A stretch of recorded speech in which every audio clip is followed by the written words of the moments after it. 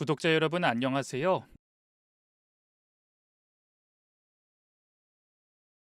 반갑습니다. 저는 인천에 사는 이현숙이라고 합니다. 사실 1년 전까지는 이 채널을 아주 꾸준히 들었었어요.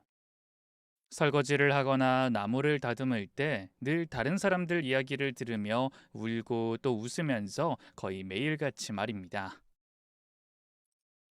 제 주변 사람들 중에도 듣는 분이 몇 분 계셨는데 다들 언젠가는 본인 이야기를 써보고 싶다는 말을 습관처럼 하시곤 하시더군요. 하지만 저는 그럴 생각도 하진 못했죠. 젊은 시절 시집살이도 고되게 겪었지만 그냥저냥 버틸 수 있는 그런 수준이었고 가난했던 시절이 있긴 했지만 그 역시 다른 분들에 비해서는 고통스러웠다고 말할 수 없었거든요. 무엇보다 제게 있는 고민이라는 게 각각 35살, 37살의 아들과 딸이 사이가 안 좋다는 것과 둘 다 결혼에 대한 생각이 전혀 없다는 게 전부였던 겁니다. 저 역시도 위로 오빠가 하나, 밑으로도 남동생이 있어서 어릴 때 남매 사이가 그리 좋을 수 없다는 걸 잘 알고 있지만 제 자식들은 나이가 들어도 달라지지 않았어요. 둘은 전생에 무슨 원수라도 진 것처럼 얼굴만 마주치면 으르렁거렸죠. 너 눈깔 똑바로 안 떠? 어떤 새끼가 누나한테 눈을 그딴 식으로 떠? 나이만 많으면 누나야? 존중을 받고 싶으면 격에 맞는 행동이 우선해야 하는 거고 아니냐? 아니냐? 아니냐? 이게 나이 좀 먹었다가 아주 맘먹으려고 드네?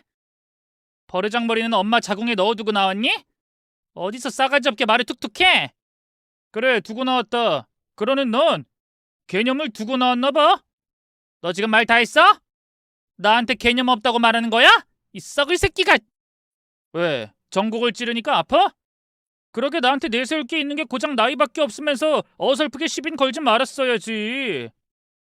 그거 피해의식이고 자격지심이야. 나한테 시비 걸기 전에 본인 인생이나 똑바로 살아. 짜증나게 나한테 괜히 그러지 말고. 내가 왜 자격지심이 있고 피해의식이 있는데 그건 다 너 때문이야. 너만 아니었어도 내 인생 이렇게 되진 않았어. 병신 같은 놈. 그래, 너 따위가 뭘 알겠니? 또 그 말 하려고? 집안 형편 때문에 대학 못 간 게 내 탓이라고? 지랄하지 마. 넌 그 핑계로 뒤로 숨은 거야. 그 당시에 차별받은 사람들이 한둘도 아닌데 다들 그렇게 원망하고 살아? 아니, 이미 진즉에 스스로 극복한 사람도 수두룩해. 너처럼 어린 동생한테 책임 넘기는 게 아니라. 무엇보다 내가 차별했어? 돌아가신 아버지한테 따져야 할 걸 왜 나한테 시비를 거는데? 넌 그냥 본인이 생각한 것처럼 제대로 못 살아서 그게 화가 난 것뿐이잖아. 그래, 너 잘났다. 아주 잘나셨어. 그럼 그렇게 잘났으면 좀 나가! 이 집에서 좀 나가라고! 너나 나가! 난 엄마한테도 말했어. 결혼 안 할 거라고. 비혼주의 몰라? 안 해? 못하는 거겠지. 그 성질의 여자들한테 어떻게 대할지 뻔히 보이는데. 그리고 독립이라는 것도 있잖아. 왜 이 집에서 계속 살아? 돈도 잘 벌고 뭐든 잘하는데 왜 못 나가는 건데? 너야말로 독립을 하고도 남을 나이 아니야?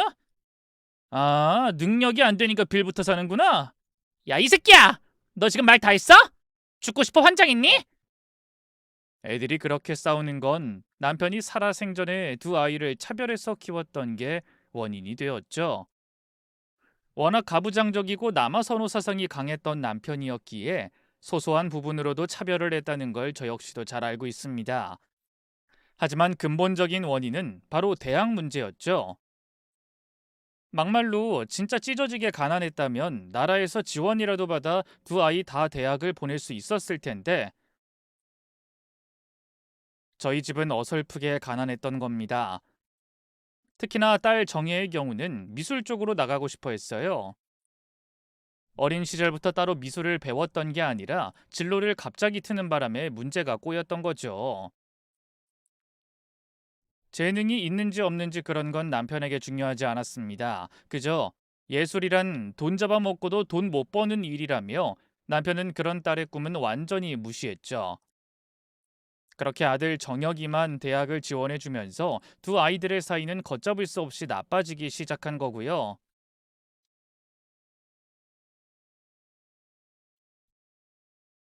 아마 거기에는 아들이 대기업에 들어간 것도 한몫했을 겁니다. 고생은 하긴 해도 높은 연봉을 받는 아들과는 달리 딸은 웹툰이라고 인터넷에서 볼 수 있는 만화를 그리는 일을 하고 있었거든요. 단순히 TV에 나오는 만화가가 건물을 샀다더라, 돈을 이만큼 벌었더라 하는 말이 퍼지면서 딸은 더욱 힘들어했습니다. 인기가 없는 작가들의 경우 많이 벌어도 100만 원이 채 되지 않는 정도였으니까요. 매일 하루도 빠지지 않고 손목에 통증을 호소하면서도 열심히 일을 했는데 주어지는 돈이 그 정도였으니 시간이 가면서 더 원망스러웠을 테죠. 차라리 자식 뒷바라지 제대로 못한 저를 미워했으면 좋았을 텐데 하필 동생에게 화살이 간 거였습니다. 그날도 저는 속상한 마음에 딸에게 말을 했어요. 너희 언제까지 그렇게 싸울 거야? 엄마 죽어서도 영정사진 앞에 두고 그렇게 싸울래? 도대체 왜 정혁이한테 그러니? 너 속상한 마음 알지만 그건 죽은 네 아빠랑 날 원망해야 할 일이야. 무능한 부모가 자식 낳아서 뒷바라지 제대로 못했으니까 차라리 나한테 화를 내야지. 엄마는 몰라. 내가 그 새끼, 아니 정혁이한테 화를 내는 건 아빠랑 똑같으니까 그러는 거라고. 밥상머리에서도 봐. 손 하나 까딱 안 하고 물 한 잔도 제 손으로 안 떠먹고.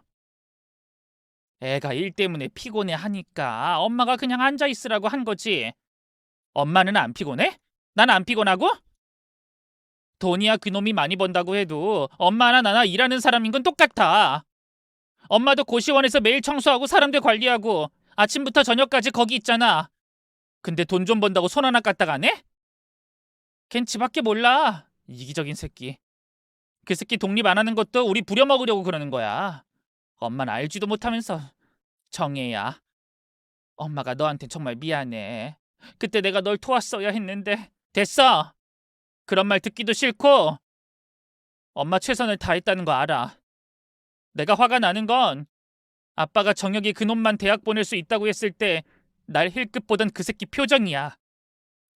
난 평생 그거 안 잊어. 솔직히 그때로 돌아갈 수 있다면 아빠고 정혁이고 다 때려버렸을 거라고. 걔도 어렸잖아. 몰랐고. 그냥 대학 가는 것 자체가 좋아서. 아니, 그때도 알 건 다 알아. 감싸지 좀 마. 엄마가 그럴수록 난 그 새끼 확 죽어버렸으면 좋겠거든? 적어도 나한테 미안하다는 말은 했어야지. 싸가지 없는 놈. 아주 세상 혼자 잘났고 지 혼자만 힘들었다고 하잖아. 혼자 혜택은 다 받은 주제. 너 그러다 정말 후회해. 살다 보면 알아. 결국 가족이란 게 가장 힘이 된다는 걸. 됐어. 나한텐 그런 가족 필요 없거든? 걔도 그러던데. 엄마 돌아가시면 그땐 내 꼴 안 봐서 좋을 것 같다고. 그니까 엄마도 우리 사이가 좋아질 거라고 기대도 하지 마. 사이가 좋아질 수 있다면 우리 둘 중 하나는 죽어야 될 테니까. 머리 큰 자식들 사이에서 중재하는 건 거의 불가능에 가까운 거였습니다. 사이가 안 좋다고 하더라도 명절에나 가끔 보면 잠깐 골머리 앓으면 끝이지만 둘 다 독립을 하지 않고 제 옆에 있다 보니 매일이 골치였죠. 해서 저는 그게 제 인생에 있어서 가장 큰 벌이라고 그리 생각했고요. 그런데 그게 아니었습니다. 그날 새벽 돌아오지 않는 아들을 기다리던 저는 전화 한 통을 받고 비명을 지르고 말았어요. 보통 늦은 시간에 작업을 하던 딸이 놀라서 뛰어나왔죠. 엄마 왜 그래? 왜 그래? 벌레야? 뭔데 왜? 정혁이 병원 가야 해. 엄마 어디 다쳤어? 어디가 아픈데? 내가 아니라 정혁이가 뺑소니를 당했대. 뺑소니? 지금 정혁이 걔가? 정혜야, 얼른 택시 불러. 휴대폰으로 부르는 거 그거 얼른. 저는 거의 기어다니면서 제 옷을 찾아 입었고 딸은 바로 택시를 불렀습니다. 딸이 부축해서 겨우 택시에 올랐고 저는 하염없이 눈물을 쏟고 있었죠. 최대한 빨리 가달라는 말에 택시 기사님은 속력을 올려주시더군요. 하지만 도착한 병원에서 아들은 이미 응급수술을 진행하고 있었습니다. 저는 그 말이 의미하는 게 뭔지 알고 있었죠. 보통은 보호자가 수술에 동의를 해야만 수술을 진행하지만 당장 목숨이 위태로운 경우에 한해서 응급수술을 하거든요. 한때 요양보호사로 잠깐 일을 했었는데 그때 알게 된 사실이었죠. 아들이 수술 동의도 없이 들어갔다는 건 지체할 수 없을 상태라는 뜻이었고 저는 그 말에 무너지고 말았습니다. 아이고 내 아들 어쩌면 좋아. 아이고. 엄마가 이럴 때 정신 차려야지. 엄마. 부모라는 게 그럴수록 마음을 단단히 잡고 있었어야 했는데 저는 그러지 못했어요. 뒤이어 경찰들이 와서 사건에 대해서 말을 할 때도 바보처럼 울기만 했죠. 반면에 경찰들에게 이야기를 침착하게 듣고 사건을 파악한 것은 제 딸이었습니다. 귀가를 하던 아들을 누군가가 차로 치었고 그대로 도망을 갔다고 하더군요. 딸은 경찰관에게 따져 물었죠. 범인은 당연히 잡을 수 있죠? CCTV가 널렸는데 당장 잡아야죠. 분명 그 뺑소니범은 음주 상태일 거예요. 보통 사고가 나서 그렇게 도망까지 치는 건 100% 아닌가요? 그게 그 사건이 난 골목에는 CCTV가 없었습니다. 인근을 다 뒤져서 딱 한 곳을 찾아냈는데 그곳에 있던 외부 감시 카메라는 가짜였고요. 그럼 범인을 못 찾는다고요? 목격자는요? 목격자도 워낙 늦은 시간이라 발견 자체도 늦었어요. 일단 최선을 다해 보겠습니다. 워낙 아들과 사이가 좋지 않았으니 오는 길에도 눈물 한 방울 흘리지 않던 게 딸이었습니다. 정신이 반쯤 나간 저 대신해서 모든 일도 다 처리했죠. 그런데 그런 딸이 소리를 지르더군요. 고작 최선을 다할 거란 말을 하려고 여기 왔어요? 이럴 시간에 현장에 가서 뭐라도 해야죠. 무슨 수를 써서라도 잡아오라고요. 내 눈앞에. 그 새끼 잡아오란 말입니다. 일단 진정하시고. 지금 진정하게 생겼어요? 당신들 이러다 대충 넘기고 끝내면 나 진짜 가만 안 있을 겁니다. 나 진짜 한다면 해요. 그러니까 얼른 좀 찾아보라고요. 얼른 빨리요. 딸은 그 말과 동시에 무너져 내렸습니다. 저조차도 너무 놀라서 딸에게 갔죠. 집에서부터 병원에 도착한 이후까지도 너무나 태연하고 침착해 보였던 제 딸이 덜덜 떨고 있더군요. 정희야, 왜 그래? 왜? 엄마, 정혁이 죽으면 어떡해?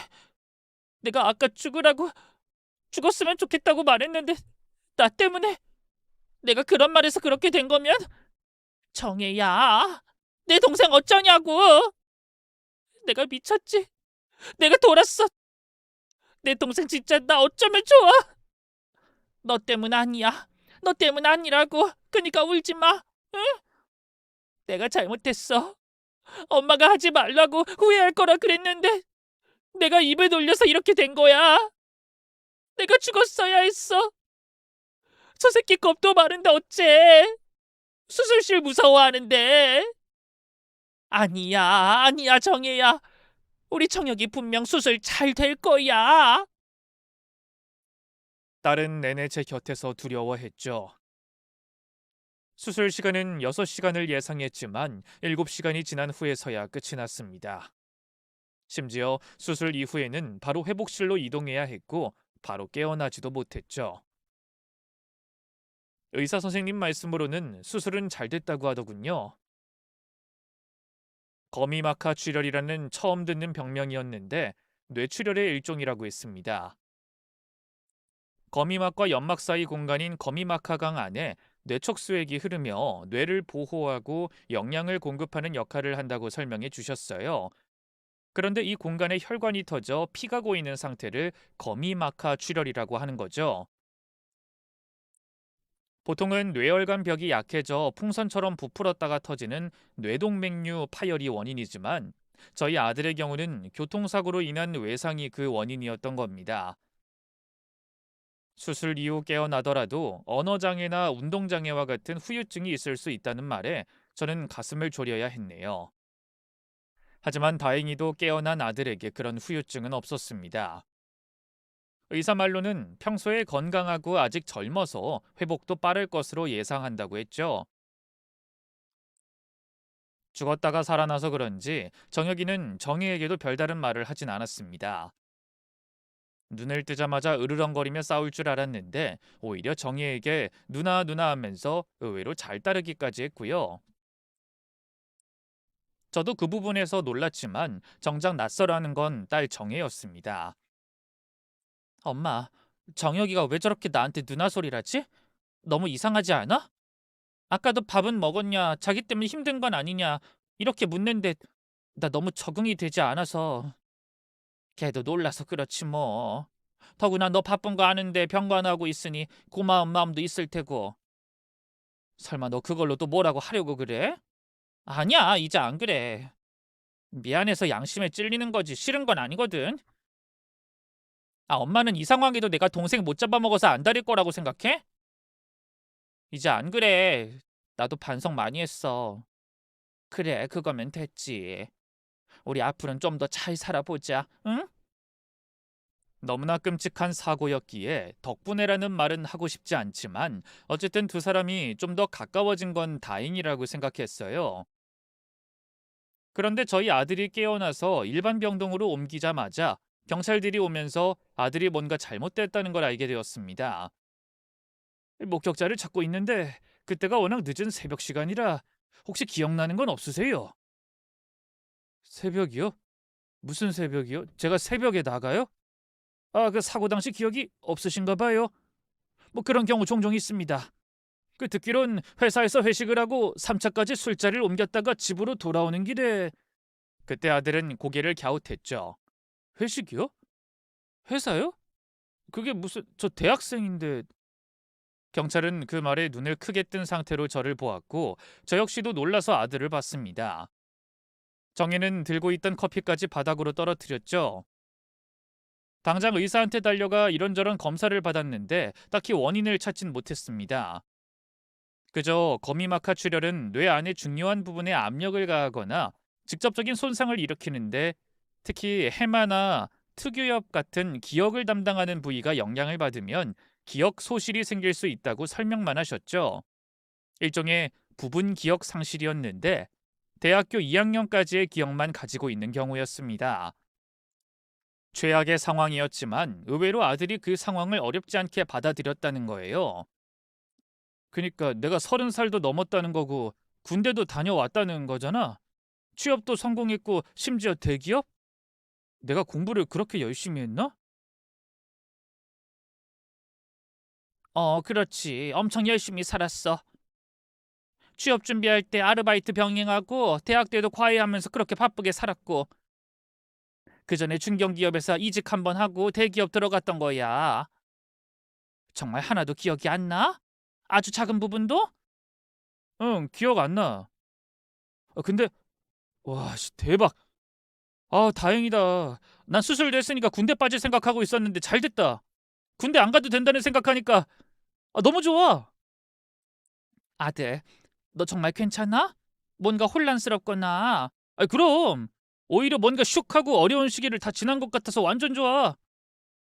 난 솔직히 빨리 나이 먹었으면 했거든. 장학금 받으려고 얼마나 내가 미친 듯이 살았는데 그 생각만 하면 진짜 머리가 아플 정도야. 더구나 성공했다며? 그거면 된 거지. 나 돈도 있나? 돈 있어? 아마도 모은 돈이 적진 않을 거야. 그럼 내가 엄마랑 누나랑 엄청 잘 챙겼겠다. 그치? 누난? 누나 대학 공부도 내가 시켜줬어? 나 혼자 대학 들어가서 얼른 졸업한 뒤에 누나 공부 시켜줄 생각했었는데 미술 돈 많이 들잖아. 아빠는 해줄 생각도 없는 것 같아서 내가 뒷바라지 해주겠다고 다짐했단 말이지. 누나 유학도 내가 보냈어? 맞아? 아들의 말에 저도 놀랐지만 정혜 역시도 당황해했습니다. 아들이 그런 생각을 가지고 있는 줄은 그 누구도 몰랐으니까요. 저는 어떻게 설명해야 할지 몰라서 망설였죠. 그러자 딸이 나서서 설명했습니다. 아버진 너 대학 졸업할 무렵에 돌아가셨어. 그리고 난 미술 공부 안 하고 웹툰 작가 하려고 대학은 들어가지 않겠다고 했고. 너, 넌 계속 내 뒷바라지 하려고 했는데 내가 싫다고 했어. 너도 내 성격 알잖아. 끈기가 없어서 하다가 포기해버렸지 뭐. 진짜? 누나가 포기를? 그래, 난 그런 거 싫어. 유학도 무섭고. 당연히 그건 거짓말이었어요. 남편이 죽기 전 제 명의로 남긴 빚 때문에 아들은 졸업과 동시에 미친 듯이 일만 했습니다. 딸 역시도 마찬가지로 한 푼이라도 집안 살림에 보태려고 대학을 아예 포기했던 거였고요. 저는 나중에 단둘이만 남았을 때 딸에게 따져 물었죠. 너 어쩌려고 거짓말을 해? 네가 끈기가 왜 없어? 너 혼자 힘으로라도 유학이라도 가겠다면서 번 돈 아버지가 남긴 빚 때문에 포기했던 거잖아. 동생이라도 졸업시키겠다고 너 그 돈 나한테 다 줬고 너도 최선을 다했잖아. 그럼 기억도 없는 놈이 그런 말하는데 아니라고 해? 너 나한테 해준 거 하나 없고 아버지 빚 갚느라 고생만 했다고 해? 아버진 이미 죽었어. 난 정영이가 나한테 그런 생각한 줄도 몰랐고 거기에 대고 나 평생 너 원망했다 이렇게 말해? 난 그놈이 빚 갚고 있을 때도 넌 혜택 다 받았으니 그렇게 살아야 맞지 이렇게 생각했었어. 내가 얼마나 못되게 생각하고 저놈을 원망했는데 왜 저렇게 애가 밝고 따뜻하고 지랄이야 짜증나게. 말은 거칠었지만 딸은 눈시울이 붉어져 있었죠. 아마도 그때 오랫동안 풀지 못했던 오해가 풀리게 됐던 것 같았습니다. 각자의 위치에서 아들은 아들 나름대로 애를 썼고 딸 역시도 마찬가지였을 거예요. 딸은 오랜 기간 차별을 받으며 모든 혜택을 받은 자신의 동생이 미워졌을 것이고 아들은 혜택을 받긴 했지만 그만큼 무거운 책임감에 짓눌려 있었을 겁니다. 그렇게 시간이 속절없이 흐르니 결국 미움과 원망만 남아 두 남매의 사이가 멀어진 거였죠. 어쨌든 그 일로 인해서 오히려 두 아이는 더욱 가까워졌습니다. 헌데 한참 아들이 재활을 하고 있을 무렵에 뜬금없이 한 여자가 나타나며 저희는 혼란에 빠질 수밖에 없었죠. 아들 옷가지를 챙겨서 병원으로 돌아갔는데 한 여자와 웃으며 대화를 하고 있더군요. 근데 여자가 본인을 제 아들의 약혼녀라고 하는 겁니다. 그니까 아가씨가 우리 아들이랑 약혼을 했다고요? 우리 아들 정혁이랑? 네, 어머님. 말씀 많이 들었어요. 이수정이라고 해요. 아니, 수정 씨. 전 근데 아가씨 이야기를 한 번도 들은 적이 없는데. 그야 비밀로 하고 싶어 했거든요. 자식 키워봤자 소용없다는 말이 왜 있겠어요. 무엇보다 요즘 사람들은 연애하는 거 그렇게 대놓고 말하고 다니지 않고요. 정혁 씨도 그래서 말 안 한 건가?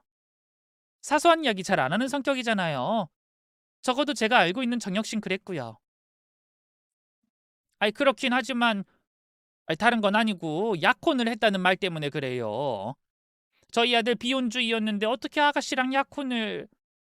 약혼이 뭐 별거 있나요? 약혼식을 치르는 것도 아니고 저희끼리 반지 주고받고 뭐 그 정도? 결혼을 약속했다고 해야 할까요? 저랑 정혁 씨 무척 깊은 사이였어요. 그래서 말인데 퇴원하면 저희 집으로 데리고 갈까 해요. 거기서 시간 많이 보냈거든요. 저는 당황해서 말도 제대로 나오지 않았습니다만 도대체 언제부터 만났는지, 하는 일은 뭐고 어떻게 아들을 만났는지까지 하나하나 물어봤죠. 그 아가씨는 무려 6년이란 시간을 제 아들과 함께했다고 합니다. 그리고 6개월 전에 약혼을 했고 저에게 인사까지 드리러 올 생각이었다고 하더군요. 결혼 전에 외국에 있는 가족들을 만나러 갔었다가 소식을 들었다고도 했죠. 저도 이번 사고로 너무 놀랐어요.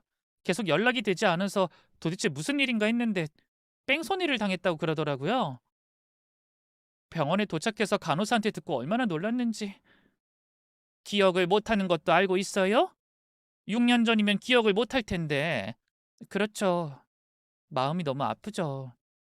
저를 기억 못해서 좀 놀라긴 했는데 그래도 저랑 제일 오래 있었으니까 저랑 함께 있으면 기억 돌아오지 않을까 해서 앞으로는 제가 병간호를 할까 해요. 정혁 씨도 부모님보다는 제가 더 편할 거라고 생각이 들고요. 아, 네. 예. 마음이 참 곱네요. 뭘요? 이 정도는 약혼녀로서 당연히 해야 할 일인데요. 앞으로 어머님은 굳이 병원 오실 필요 없으세요. 제가 알아서 할게요. 어차피 결혼할 사이인데. 저기 근데 우리 정혁이가 기억이 온전하지 않아서 아가씨를 낯설게 느낄 수 있을 것 같아요. 그러니까 당분간은 아가씨는 오며 가며. 싫은데요? 말씀드렸잖아요. 제 약혼자라고요. 어머님이 왈가왈부할 사이 아니고 우리 두 사람은 미래를 약속할 정도로 가까웠다는 거 알아주셨으면 해요. 지금 무엇보다 함께 있어야 할 게 우리 둘인데 어머님이 그런 식으로 하시면 곤란하죠. 저도 제 인생이 걸려있는 문제거든요. 이 사람 기억 못 찾으면 저는 6년의 시간이 날아가요. 아셨어요? 솔직히 말해서 저는 그 아가씨가 마음에 들지 않았습니다. 일단 저희 아들보다 6살이나 나이가 많았고 직업도 없었기 때문이었죠. 무엇보다 저를 꼭 경계하는 것처럼 제가 병원에 오는 걸 극도로 싫어했고요. 아들과 웃으면서 떠들다가도 제가 병실에 들어오는 순간 찬바람을 쌩 일으키며 나가곤 했던 겁니다. 그래서 답답한 마음에 딸에게 이런 사실을 말했죠. 그러자 딸이 제게 웃으면서 그러더군요. 엄마 늙나보다. 원래 시어머니들은 며느리가 마음에 들지 않는다고 하는데 그런 거 아니야? 요즘 연상연하 커플이 얼마나 많은데 11살 차이가 나도 그 누구도 뭐라고 안 해. 직업 없다는 것도 그래. 부모님이 외국에 있다고 하잖아. 그러니까 놀고 먹고 하는 거지. 아니 나이만 그런 게 아니라 뭐랄까 그 풍기는 분위기가 성격도 뭔가. 엄마 그러지 마. 6년을 만났다고 하잖아. 결혼 앞두고 예비 신랑이 기억을 잃었는데 성격이 마냥 부드럽기만 하겠어? 본인도 답답하고 짜증났을 거야. 나도 그 상황이면 제정신 아니지. 6년이 통째로 날아갔는데 어떻게 침착할 수 있겠어? 조바심 나고 이러다 영영 기억 못 찾아서 헤어지기라도 하면 어쩌지. 뭐 불안해서 미쳤을걸? 그니까 우리가 이해를 좀 하긴 해야 해. 무엇보다 정혁이가 택한 사람이야. 그 성격에 오준 깐깐하게 골랐겠어? 그런가? 비혼주의인 아들이 결혼까지 생각하는 거니까? 그럼 오히려 고마워해야지. 우리라도 괜찮다고 감싸고 믿어주자. 응? 그래 알았어. 엄마도 이해해볼게. 너무 급작스러운 상황이라 제가 색안경을 끼고 봤나 보다. 저도 이해하고 넘겼습니다. 딸의 말처럼 제 아들을 믿어주고 싶기도 했고요. 약혼까지 했다는 걸 숨긴 건 서운했지만 그렇다고 기억도 없는 아들에게 따질 수는 없는 노릇이었죠. 하지만 더 답답한 건 아들이 실제로 결혼을 하겠다고 나섰다는 겁니다. 헌데 그 이유가 좀 찜찜했죠. 바로 그 아가씨가 혼전 임신을 했다는 게 결혼을 서두르려는 이유였거든요.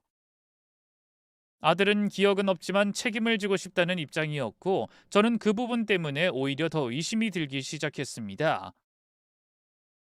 수정 씨, 저랑 병원을 일단 가봐요. 홀몸도 아닌데 친정 부모님도 외국에 있으면 이런 건 제가 챙기는 게 맞을 것 같아서요. 산부인과 가서 검사도 다시 받아보고. 설마 어머님 지금 저 의심하시는 건가요? 친정엄마 대신에 산부인과를 같이 간다는 시어머니? 그건 임신 자체를 의심한다. 이 말을 좋게 둘러 말한 거라는 거 설마 제가 모를 것 같아요? 정말 너무 불쾌하고 기분 나쁘네요. 배 모양 보면 딱 알잖아요. 왜 의심하세요? 아니 그런 뜻이 아니라 불쾌하게 만들 생각은 없는데 제 아들이 책임감 없이 혼전 임신을 시킬 아이가 아니라. 기가 차서. 아들 성생활을 그렇게 잘하세요? 보셨어요? 저요 6년을 만난 여자라고 말씀드렸잖아요. 적어도 아드님에 대해서 저만큼 잘하는 사람 없다고 확신해요. 남자로서의 정혁 씨랑 아들로서의 정혁 씨가 다른 사람이라는 생각은 안 해보셨어요? 무슨 마마보이도 아니고. 정혁 씨가 저랑 잠자리 이야기를 어머님한테 했어야 맞다. 뭐 그런 말인가? 솔직히 까놓고 어머님은 그냥 제가 싫으신 것 같은데 제 말이 틀려요? 이봐요 아가씨, 말을 왜 그렇게 해? 말끝마다 아가씨 아가씨 좀 짜증나네요. 인사까지 드리러 가려던 사이고 제가 어머님이라고 불렀으면 적어도 예비 며느리 새아가 취급은 해주셔야죠. 왜 자꾸 선을 그으세요? 저 임신한 거 맞고 뱃속에 있는 아이도 정혁씨 아이 맞아요. 그럼 이제 와서 지울까요? 그런 걸 원하세요? 기억이 지워졌으니 저희 아이도 지워라? 이봐요 무슨 말인지는 알겠지만 저도 정혁이도 아가씨를 받아들이지 못했어요. 아, 그래요. 솔직히 전 아가씨가 낯설고 새아가 취급 못하겠다는 것도 사실이죠. 아가씨도 당황스럽고 혼란스럽겠지만 저희 역시 마찬가지라는 말이고요. 아, 갑자기 결혼이라니. 그걸 태연하게 받아들일 수 있는 사람이 세상에 몇이나 되겠어요. 더구나 아들은 기억도 온전하지 않은데. 가만히 있는 정혁씨 걸고 넘어지지 마세요. 책임지고 저랑 결혼한다고 하잖아요. 지금 못 받아들이는 건 어머님 한 명이거든요. 그냥 솔직히 제가 싫다고 하세요. 저도 상관없으니까. 제가 어머님이랑 결혼하는 것도 아니고 끼케야 명절에나 볼 텐데 저 딱히 착한 며느리 할 생각 추호도 없거든요. 그게 아님 혹시 아들 돈 뽑아먹는 거 그거 못할 것 같아 그래요? 지금 뭐라고 했어요? 누가 누구 돈을 뽑아먹어요? 어머님이랑 정혁씨 누나 둘이서 우리 정혁씨 돈 뽑아 잡수셨잖아. 그때였어요. 언제부터 이야기를 들었는지 딸이 병실 문을 박차고 들어왔고 그 아가씨의 뺨을 때렸습니다. 하지만 그 여자도 가만히 있진 않고 제 딸의 뺨을 똑같이 때렸죠. 그리고는 저와 제 딸을 노려보며 가짜는 듯 코웃음을 치며 말했습니다. 지금 정혁씨는 기억 못하지만 전 기억이 온전하거든요. 정혁씨가 누나라면 치를 떨었고 엄마도 끔찍이 싫어했다는 거 아시긴 하세요? 저랑 결혼하려고 한 것도 그 집구석 탈출하고 싶어서였다는 건요? 힘들게 일하면 뭐하냐고 본인 돈 다 갉아먹는 식구들 때문에 못 살겠다고 했어요. 그러니까 제가 두 분한테 그렇게 잘할 필요도 없는 거죠. 야, 너 말 다 했어? 우리가 누구 돈을 갉아먹어? 엄마랑 난 그 새끼한테 한 푼도 안 받았는데 너 그냥 헛소리 하는 거지? 아니거든요? 한 달에 100만 원 남짓 받는 무능한 웹툰 작가에 다 쓰러져가는 고시원, 그것도 사장도 아니고 대리를 운영하는 어머니가 노후에 기댈 곳이 정혁씨잖아요. 막말로 우리 정혁씨가 얼마나 부담스러웠겠어요? 시집도 안 간 노처녀 누나의 늙은 노모까지 모셔야 하니까. 비혼주의? 그렇게 말한 이유도 두 분 때문이라는 건 알긴 알고 말해요? 어쨌든 전 그렇게 분명히 들었고 들은 그대로 전달한 게 전부거든요. 기억 찾으면 확실히 알게 되겠죠. 제 딸은 그 일이 있고 나서 서럽게 울기까지 했습니다. 동생과 드디어 사이가 좋아졌다고 생각했는데 때문에 더욱 충격이 컸는지 배신감에 치까지 떨더군요. 저 역시도 마찬가지였습니다. 아들이 저 때문에 결혼을 하지 않으려고 했다는 걸 들으니 마음이 찢어지는 것 같았죠. 동시에 미치고 팔짝 뛰는 경우가 이런 거구나 싶더군요. 그 여자와 아들을 결혼시키지 않을 수도 없고 안 시킬 수도 없는 그런 상황이었던 겁니다.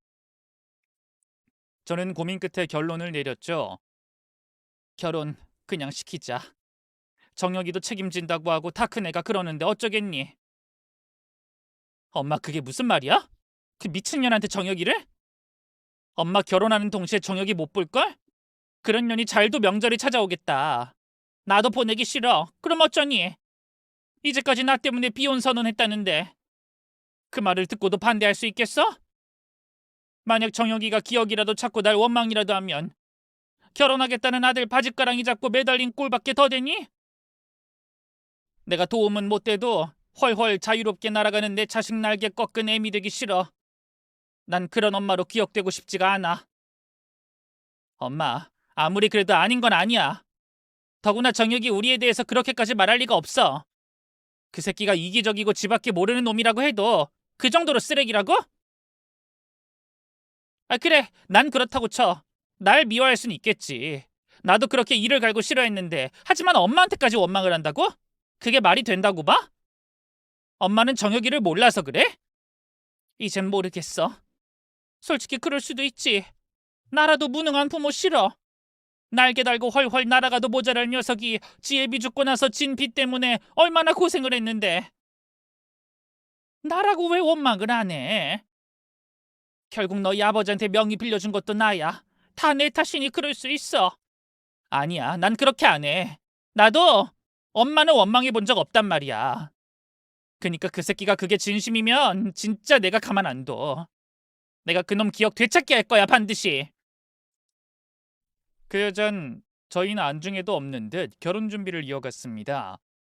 배가 부르기 전에 결혼식을 해야 한다는 이유로 상견례도 없이 의견 조율도 없이 그렇게 말이죠. 결혼 날짜 역시도 그 아가씨가 청첩장을 건네줘서 알게 되었고요. 한편 딸은 아들의 기억을 되살리기 위해 애쓰기 시작했습니다. 돈도 얼마 없으면서 탈탈 털어서 유명한 한의원에서 총명탕을 지어 먹였고 다시 머리를 다치면 기억이 돌아올 수도 있다면서 호시탐탐 머리를 때리려고 했죠. 물론 그건 제가 절대로 안 된다고 해서 돈 주고 구입한 야구방망이를 내려놓아야 했지만요. 문제는 결혼식이 코앞이었고 그 여자가 아들과 저희가 함께 있는 것을 극도로 싫어했다는 겁니다. 아들에게도 저희에 대해서 안 좋게 말했는지 이전처럼 저희를 대하지도 못했죠. 그렇게 시간은 쏜살처럼 지나갔고 정신을 차려보니 결혼식장이었습니다. 헌데 정작 저와 함께 있어야 할 딸이 한참 후에나 모습을 드러냈죠. 머리도 감지 않았는지 상거지 꼴을 하고 술 냄새까지 풀풀 풍기면서 말입니다. 저는 딸의 등짝을 후려치면서 낮게 소리를 쳤죠. 너 이 꼴이 뭐야? 아무리 결혼을 반대해도 옷은 제대로 입어야지. 흰 옷을 입었어? 거기에 추리닝 차림이라니. 너 정말 어쩌려고 그래? 아 몰라. 머리가 깨질 것 같아.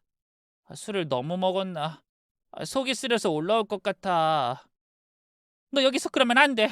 얼른 화장실에서 토하고 정신이라도 차려. 동생 결혼하잖아. 진짜로 결혼한다고? 그 새끼 결혼식장 들어가는 순간이 끝이야. 난 분명히 전달했어. 너 설마 정혁이한테 뭐라고 한 건 아니지? 했어. 왜? 아예 다 말했어. 우리가 어떤 사이인지. 내가 누구 때문에 대학도 못 가고 이 꼴이 된 건지 말했고 우리가 사이 안 좋은 것도 다 말했어. 왜? 그게 사실인데. 너 진짜 일단 나중에 봐. 아주 혼날 줄 알아. 저는 눈치를 보며 마른 침을 삼켰어요. 결혼식 입구에는 수정이의 부모님도 있었기 때문입니다. 사부인은 한복을 곱게 차려입고 해맑게 손님들과 인사를 나누고 있었죠. 누가 봐도 귀티가 줄줄 흐르고 기품이 있어 보였는데 저와는 눈도 제대로 마주치려 하지 않더군요. 순간 가슴이 답답해지는 기분이 들었지만 애써 감추며 혼주석에 앉아 결혼식이 진행되는 것을 봤죠. 이윽고 본격적인 결혼식이 시작되고 얼마 안가 아들이 먼저 입장을 했습니다. 주례자 바로 앞에 서서 절 보더니 씁쓸하게 웃어 보이더군요. 그리고 다음으로 고운 드레스를 입은 수정이와 사돈이 음악에 맞춰서 걸어 나오기 시작했죠. 식장 뒤로 커다란 화면이 있었고 거기엔 다정하게 웃는 수정이와 제 아들의 사진이 차례로 나왔어요. 요즘에는 별게 다 있네 하고 저는 시선을 돌렸는데 사람들이 어머, 어후 하는 탄성이 여기저기서 터져 나왔습니다. 거기에 더해서 며느리도 걷다가 멈춰서 얼어 있었죠. 제가 돌아보니 영상은 이미 멈춰 있었고 수정이가 어둠속에서 하얗게 질린 얼굴로 누군가를 쳐다보고 있는 모습이었어요. 화질이 선명하진 않았지만 그건 확실히 수정이었죠. 저는 무슨 영상인지 물어보려고 뒤에 앉아있던 딸을 바로 찾았지만 보이지 않더군요. 웅성거림이 점점 커지는데 수정이는 당황해서 치마를 움켜잡고 반대로 걸어나가고 있었습니다. 그런데 바로 그때 남자 둘이 수정이의 앞을 막더니 신분증을 내밀며 말하더군요. 이수정 씨, 당신을 사기 및 특정 범죄 가중처벌 등에 관한 법률 위반과 사기 혐의로 체포합니다. 당신은 묵비권을 행사할 권리가 있으며 당신이 하는 모든 말은 법정에서 증거로 사용될 수 있습니다. 또한 변호인을 선임할 권리가 있으며 원할 경우 국가에서 국선 변호사를 보장받을 수 있습니다. 이해 다 하셨습니까? 무슨 체포? 내가 뭘 했다고? 나 결혼하려는 거 안 보여요? 우린 사랑하는 사이라고. 나랑 약혼도 했다니까? 약혼을 했는데 나 죄 없어요. 없다고. 신부분, 저희와 같이 서로 좀 가셔서 말씀하시죠. 지금 바로 체포합니다. 경찰은 수갑을 채웠죠. 저는 너무 놀라서 일어났는데 사돈 내외를 보니 딸이 체포되었는데도 크게 놀라지 않고 앉아 있는 겁니다. 헌데 그 순간 전 봤죠. 아들이 형사들과 눈인사를 주고받는 걸 말입니다. 며느리가 경찰들과 함께 사라지고 저는 황급히 반대편에 있는 사돈내외에게 가서 도대체 무슨 일이냐고 물었어요. 근데 고개를 푹 숙이더니 죄송합니다, 죄송합니다만 연신 반복하는 겁니다. 너무나 당황스럽더군요. 지금 그게 무슨 말인데요? 뭘 알고 계신 건데요? 저희는 아무것도 몰라요. 저희 아르바이트 하러 온 거고 돈 받고 부모님 노릇해달라고 해외에서 왔고 뭐 집은 잘 산다고 그리고 사모님 보면 무시하라는 지시를 받고 그냥 지금 아르바이트라고 했어요? 네. 여기 있는 분들 절반 이상이 저희 회사 소속인데 저는 거의 뒤로 넘어갈 뻔했는데 그때 제 아들이 절 잡아줬습니다. 아들은 걱정 가득한 눈으로 절 보더니 한숨을 푹 쉬더군요. 저는 그런 아들을 재촉했죠. 도대체 뭐야? 뭔데? 어? 엄마, 사실 저 여자가 뺑소니범이었어. 범인? 그게 정말이니? 너 설마 기억 찾은 거야? 그게 난 기억 안 나. 실은 누나가 찾았어. 영상도 아마 누나가 도중에 급하게 틀었던 것 같아. 아까 그 영상 내 사고 장면 담겨 있었어. 앞서 말했던 것처럼 골목엔 제대로 된 CCTV가 없었습니다. 하지만 그 골목에 주차되어 있던 차량 중에 늘 같은 자리에 세워두는 트럭이 있었다고 하더군요. 골목에 사는 사람들 말로는 그 트럭에 블랙박스가 설치된 게 확실하다고 했고요.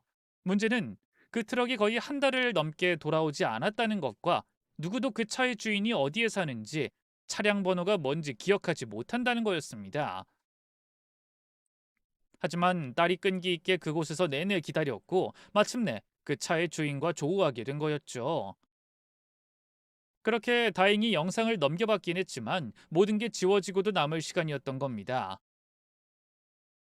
아들은 그걸 설명하면서 다른 사람도 들을 수 있도록 조금 크게 말했죠. 저는 그 말에 더욱 기가 차서 물었습니다. 그럼 너도 수정이가 뺑소니 범일 수도 있다고 의심을 했던 거야? 근데도 결혼을 진행했고? 너 정말 머리가 어떻게 된 거야? 어쩜 그렇게 무모한 짓을 해? 아니야, 난 의심 못했어. 실은 사고 나고 얼마 안 있어서 누나랑 사이 안 좋다는 게 진짜라는 걸 알아버렸거든. 내 휴대폰에 전화 통화가 자동으로 녹음되는데 내가 진짜 막말을 엄청 하더라고. 한편으론 나도 놀랐는데 그 여자 말에 신뢰가 가더라고. 내가 결혼을 해서라도 집에서 벗어나고 싶었다는 생각까지 했다면 그게 진심은 아닐까 했고. 근데 어떡해? 근데 누나가 어제 날 찾아와서 울더라. 우리가 사이가 안 좋았다고 하더라도 절대로 내가 나쁜 놈은 아니라고. 수정이 그 여자 말 믿지 말라고. 블랙박스 복구하면 그땐 결혼하라고 울고불고 해서 그래서 혹시나 해서 시험을 해봤지. 무슨 시험? 복숭아. 그걸 먹어봤어. 저는 거의 뒷목을 잡고 넘어갔습니다. 왜냐하면 아들은 복숭아를 소량만 먹어도 기도가 막힐 정도의 심한 알레르기가 있었기 때문이었죠. 다행히 바로 응급실로 향했다곤 하지만 저는 놀란 심장을 쓸어내려야 했고요. 어쨌든 덕분에 아들은 그 여자와 6년이나 함께 있었다는 사실이 거짓이라는 걸 알아차렸던 거죠. 오래 만났다면 그 과일에 알레르기가 있다는 걸 모를 리가 없었으니까 말이에요. 그렇게 아들은 경찰에 최대한 빨리 블랙박스 영상 복구를 요청했고 그렇게 경찰은 영상을 복구하자마자 딸에게 전송한 뒤 결혼식장으로 찾아온 겁니다. 그렇게 딸은 영상을 틀어 결혼식 자체를 중단시켰고 그와 동시에 경찰이 체포한 거죠. 아무리 그래도 어쩜 그렇게 무모한 짓을 해?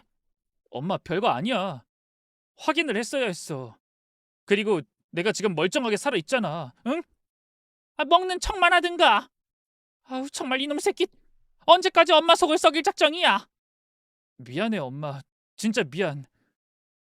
아들이 놀란 저를 진정시키고 있을 때 딸이 나서서 소란을 잠재웠어요. 자자 여기로 오셔서 이름 불러주세요. 그럼 축의금 모두 돌려드릴게요. 식사는 하고 가세요. 그 사기꾼이 돈을 냈으니까 싹싹 긁어서 다 드셨으면 좋겠습니다. 그리고 상황 설명 못 들으신 분들은 저한테 오셔서 말씀하시면 상세히 설명해 드릴게요. 참석자들에게 축의금을 모두 돌려줬고 아들 대신 나서서 상황을 설명해줬죠. 대부분 당황스러워하긴 했지만 자신을 죽일 뻔한 여자와 결혼할 뻔한 제 아들의 사정을 참작하고 입을 다물어 주겠다 약속도 했네요. 정말 너무 고마워서 눈물이 날 것 같았죠. 그렇게 상황이 얼추 수습되고 나서 우린 경찰서로 갔습니다. 그리고 그때 뺑소니를 치고는 돌연 제 아들에게 접근해 결혼까지 하려고 했는지 이유도 알게 됐어요. 취조한 형사 말로는 처음부터 의도한 것은 아니었다고 했습니다. 자신이 음주로 인해서 사고를 냈다는 것 때문에 꽤 오랜 기간 불안함에 시달렸다고 하더군요. 범인은 사건 현장에 반드시 나타난다고 하더니 그 말이 허튼 소리가 아니었던 거죠. 사건 현장에 다시 방문해서 여기저기 감시 카메라 여부를 물었는데 하필이면 같은 시기에 조사를 하던 경찰에게 딱 걸리게 된 거였습니다. 조사하는 와중에 편의점 주인이 어떤 여자가 CCTV가 작동하는지 물었다고 그러기에 저는 피해자 가족 중 하나라고 생각했어요. 그때 누님분도 병원에서 뵀으니 그런가 보다 했죠. 요즘 경찰 못 믿어서 가족들이 수사를 나서는 경우가 많기도 하거든요. 근데 수사 중에 다른 순경 하나가 그 여자랑 마주친 거죠. 경찰 입장에서는 왜 그걸 찾는지 물어봤을 테고요. 그래서요. 아마 경찰 보고 놀라서 애인이라고 뺑소니범을 잡겠다고 둘러댄 모양이더라고요.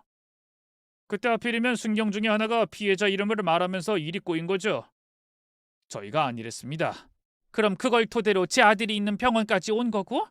네. 아무래도 초반에 어느 정도 다쳤는지 자기를 알아보는지 확인만 하려고 했는데 막상 만나보니 기억 상실증으로 기억도 없고 심지어 대기업에 다니고 얼굴도 잘생겨서 욕심이 난 모양이더라고요. 보니까 이혼 경력까지 있던 여자던데 6살 난 애도 하나 있더라고요. 부모님은 제주도에 살고 계시고 외국이랑은 관계가 전혀 없고요. 다 거짓인 거네요? 그럼 임신은요? 그건 사실이라고 하더라고요. 초음파 사진도 받았고 병원에서 확인도 해줬습니다. 기가 차서. 설마 진짜 우리 아들 애는 아니죠? 네. 그 취조하니까 전 남편과 이혼한 뒤 만난 남자와의 사이에 생긴 아이라고. 생계도 막막하니까 아드님이랑 결혼해서 팔자 바꿀 생각이었나 봐요. 진짜 따님 아니었으면 결혼까지 해서 정말 일이 복잡해질 뻔했습니다. 이 정도에서 끝난 게 정말 다행인 거죠. 그 형사님의 말처럼 딸이 나서지 않았다면 진짜 아들을 빼앗길 뻔했죠. 자신의 거짓말이 탄로 날까봐 저희와 아들 사이를 이간질까지 한 여자에게 말입니다. 하필이면 진짜로 남매 사이가 좋지 않아서 저조차도 그 말에 넘어갈 정도였으니까요. 지금도 그때 만약 제 딸이 기분이 불쾌하다며 아무것도 하지 않았다면 어땠을까? 상상하면 아찔합니다.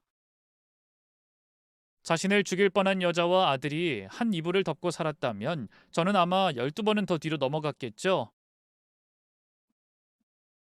사실 그 여자는 현재까지도 법의 심판을 제대로 받진 않았어요. 임신을 핑계 삼아서 재판 일정을 조정하거나 출석을 유예하며 피하고 있기 때문이죠.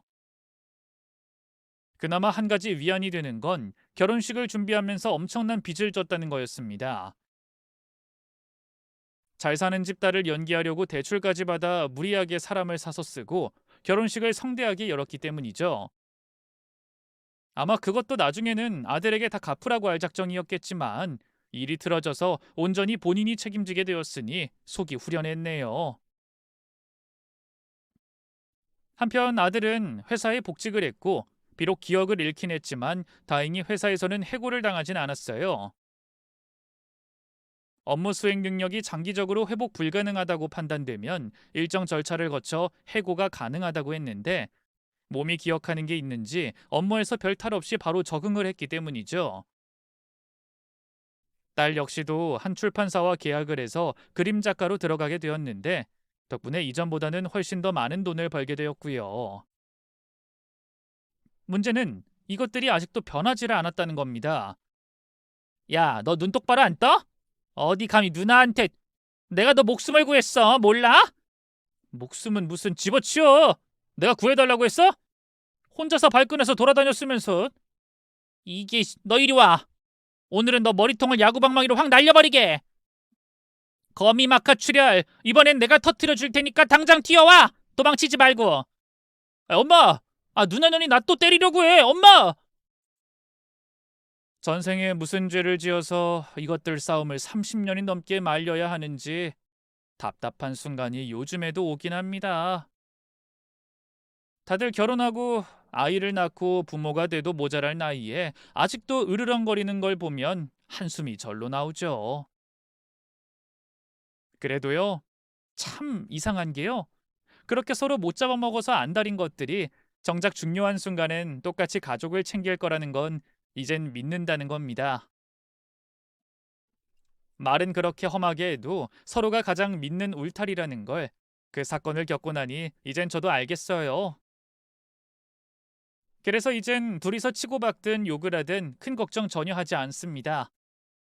아마도 그 사건으로 제가 얻은 건 제가 없어도 아들, 딸이 서로를 위하며 잘 살 수 있을 거라는 믿음인 것 같네요. 그저 두 아이가 늘 건강하고 행복하길, 그게 지금 제 바람이죠. 그리고 그 여자가 법적인 처벌을 받아서 우리 같은 사람들도 법의 보호를 받고 있다는 생각이 들 수 있게 되길 바라고요. 이 이야기를 듣는 분들 중에 혹여 자식들이 사이가 안 좋아서 속 끓이는 분들이 있다면 그래도 힘든 순간이 오면 형제자매를 먼저 챙길 아이들이라는 걸 믿어 주셨으면 좋겠네요. 제 이야기는 여기까지입니다. 끝까지 제 이야기를 들어주신 당신께도 따뜻한 봄 같은 행운이 가족들 사이에 가득하길 진심으로 빌게요. 고맙습니다.